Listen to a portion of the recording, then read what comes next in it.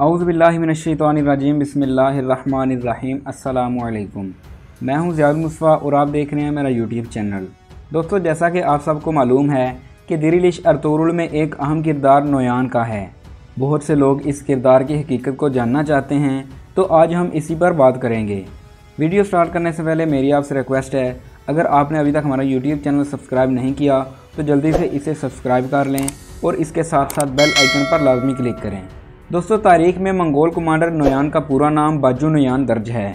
اس کا تعلق منگول سلطنت کے بانی حکمران چنگیز خان کے مشہور جرنیل جابے خان کے قبیلے سے تھا۔ تاریخ بتاتی ہے کہ اسے چنگیز خان کے بیٹے اور منگولوں کے دوسرے خان اکتائی خان نے 1241 عیسوی میں ایران، اناطولیہ یعنی موجودہ ترکی اور جارجیا کا منگول کمانڈر مقرر کیا تھا۔ اناطولیہ کا کمانڈر مقرر ہونے کے بعد باجو نویان نے سلجوق سلطنت پر کئی حملے کیے اور ان کے کئی علاقوں پر قبضہ کر لیا۔ 1243 عیسوی میں لڑی جانے والی کوسداغ کی لڑائی میں منگول فوج کا کمانڈر یہی نویان تھا۔ منگولوں نے 1242 سے 1243 کے موسم سرما میں روم پر حملہ کیا اور شہر ارزوم پر مکمل قبضہ کر لیا۔ سلطان غیاث الدین کے خسرو ثانی نے اپنے پڑوسی شہر کے حکمرانوں سے مطالبہ کیا کہ وہ حملے کے خلاف مزاحمت کے لیے ان کی فوجی مدد کریں، اور تربزون کی سلطنت نے ایک دستہ بھی بھیج دیا۔ اس کے ساتھ ساتھ جارجائی امراء کے کچھ افراد بھی اس میں شامل ہوئے۔ فیصلہ کن جنگ 26 جون 1243 کو کوسداغ کے مقام پر لڑی گئی۔ ابتدائی ذرائع میں مخالف فوج کی تعداد ریکارڈ نہیں کی گئی، لیکن ایک اندازے کے مطابق منگولوں کو ایک عددی طور پر اعلیٰ طاقت کا سامنا کرنا پڑا۔ دوستو، آس پاس کی امداد کی وجہ سے سلجوق فوج کی تعداد منگولوں سے کافی زیادہ تھی۔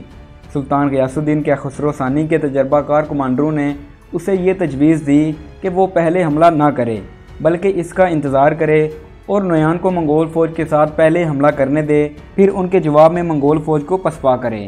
لیکن کہ خسرو ثانی نے اپنے تجربہ کار کمانڈروں کی منگول حملے کا انتظار کرنے کی تجویز کو مسترد کر دیا، جس کا اسے کافی نقصان اٹھانا پڑا۔ اس نے منگول فوج کے خلاف 20,000 جوانوں کی ایک فوج بھیجی، جس کی سربراہی بھی ناتجربہ کار کمانڈروں نے کی۔ نویان نے اپنی فوج کو پیچھے ہٹنے کا حکم دیا۔ یوں منگول فوج نے پسپائی کا بہانہ کیا اور پیچھے مڑ گئے اور اچانک سلجوق فوج کو گھیرے میں لے لیا، پھر ایک ایک کو چن چن کر موت کے گھاٹ اتار دیا۔ جب سلجوقوں کی باقی فوج نے اپنی شکست کا مشاہدہ کیا تو بہت سے سلجوق کمانڈروں بشمول کے خسرو ثانی نے میدان جنگ ترک کرنا شروع کر دیا۔ بالآخر سلجوق فوج بغیر قائدین کے رہ گئی اور ان کے بیشتر فوجی بغیر لڑائی کے ہی بھاگ گئے۔ اس فتح کے بعد منگولوں نے سیواس اور کیسری شہروں کا کنٹرول سنبھال لیا۔ وقتی طور پر سلطان فرار ہونے میں تو کامیاب ہو گیا، لیکن اس کے بعد باجو نویان سے صلح کرنے اور منگولوں کو خاطر خواہ خراج پیش کرنے پر مجبور ہو گیا۔